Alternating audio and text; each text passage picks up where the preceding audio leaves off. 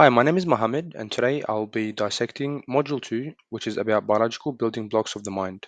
Genes are the fundamental units of heredity, containing instructions for the development and functioning of living organisms, while chromosomes are structures that organize and carry genetic information. A gene is a segment of a DNA that encodes information by producing proteins and inherited traits in living organisms, influencing characteristics such as eye color and height. Chromosomes are long DNA molecules that contain many genes. Humans typically have 46 chromosomes arranged in 23 pairs, including 22 pairs of autosomes and one pair of sex chromosomes.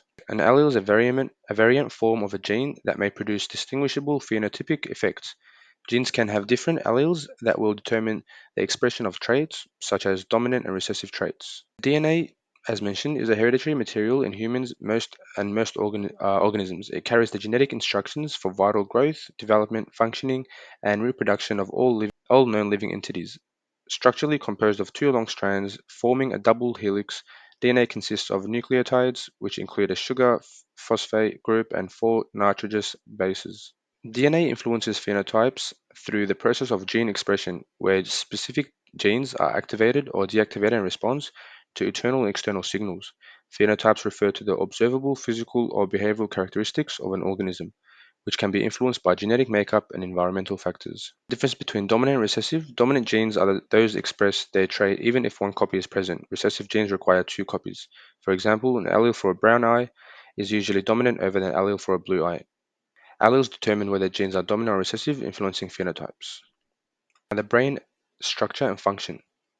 The cerebral cortex is the outermost layer of the brain consisting of folds and grooves. It is responsible for higher brain functions such as thought, reasoning, problem solving. And neurotransmitters are chemicals that facilitate communication between neurons in the cerebral cortex.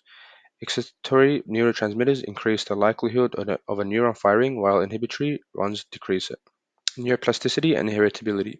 Neuroplasticity refers to the brain's ability to recognize itself by forming new neural connections throughout life. And heritability refers to the proportion of variation in a trait attributed to a genetic factor within a population. Neuroplasticity and heritability are interconnected in shaping behaviors and cognitive abilities, while heritability indicates genetic predispositions. Neuroplasticity highlights the brain's capacity to adapt and change in response to experiences. Thank you so much.